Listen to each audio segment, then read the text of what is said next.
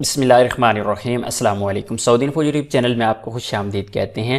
سعودی عرب کے اندر پابندیاں بڑھتی جا رہی ہیں اور باہر سے آنے والے اور جانے والے لوگوں پر بھی پابندیاں ساتھ ساتھ بھی بڑھتی جا رہی ہیں۔ سعودی عربیہ کے اندر جتنی بھی پابندیاں پہلے لگی ہیں، پہلے ملک کے اندر پابندیاں لگی اور پھر باہر سے آنے جانے والوں پر وہ پابندیاں لگائی گئی۔ تو یہ ہے سعودی ایئر لائن، اور سعودی ایئر لائن نے یہ آپ دیکھ سکتے ہیں 26/8 کو یہ اپڈیٹ کیا ہے۔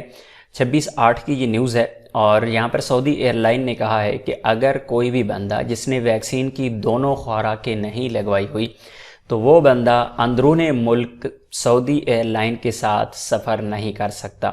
اگر آپ نے ایک ڈوز بھی ویکسین کی لگوا رکھی ہے تب بھی آپ سعودی ایئر لائن پر سفر نہیں کر سکتے، اور اس پابندی کا اطلاق 1 سپٹمبر 2021 سے سٹارٹ ہو جائے گا۔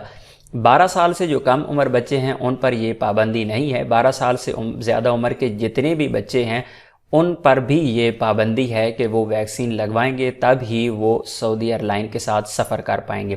اسی طرح ایسے تمام افراد جو کرونا سے ریکور ہو چکے ہیں اور ابھی تک ان کو 6 مہینہ کا ٹائم نہیں گزرا ریکور ہوئے، تو وہ افراد بھی سعودی ایئر لائن کے ساتھ بغیر ویکسین کے سفر کر سکتے ہیں، لیکن ان کو بھی سعودی عربیہ میں اجازت ہے کہ 6 مہینے کے اندر کسی بھی وقت وہ ویکسین لگوا سکتے ہیں۔